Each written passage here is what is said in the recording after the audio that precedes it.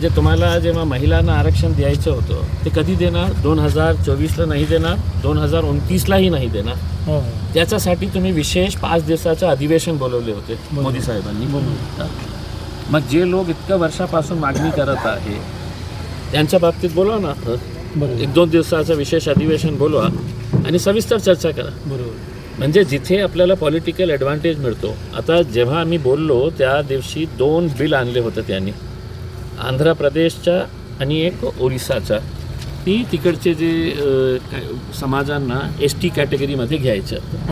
तर आम्ही म्हटलं की मग इतका मोठा मुद्दा आहे, हे सगळ्या देश पातळीवर जे जे मागण्या आहे त्याचं एक सविस्तर बिल आणा तुम्ही.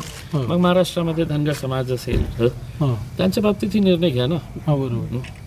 पण एकदा तुम्ही सत्तेमध्ये आले तर जे लोक सत्तेचा मजा करत आहे मागच्या अनेक वर्षापासून त्यांची जागा कुठे राहणार? म्हणजे आमचं जे म्हणत होतं ते साहेबांना सांगितलं.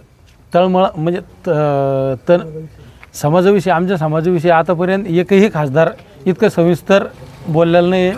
आणि साहेबांना म्हणजे आमच्या काळजात भेटले साहेब. बोला.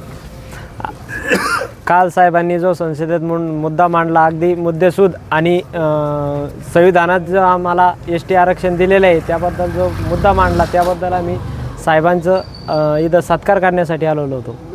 जय मल्हार.